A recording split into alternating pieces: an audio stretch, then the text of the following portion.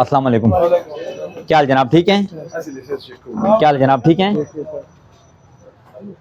ठीक हैं, खैर खैरियत हैं?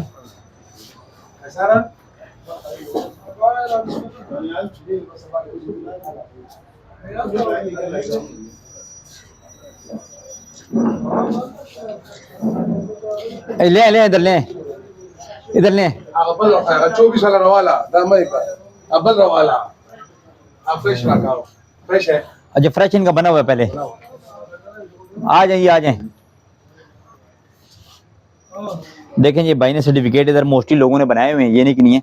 मैं कभी किसी का जो है एक्सपायर हो कहते हैं रिन्यू मैंने किया हुआ है, वो भी लेकर आते हैं। अगर नहीं लेकर आते तो फिर जो है उसका शोरूम सील करना है हम लोगों ने। अच्छा नहीं, 30/6/2025 तक हो गया ना, 25 अभी हो गया। वो तो सुबह खाएंगे मेरे तो बस तुम बंद कर दें, सील करेंगे ना जी, ऐसी क्या बात करते हैं।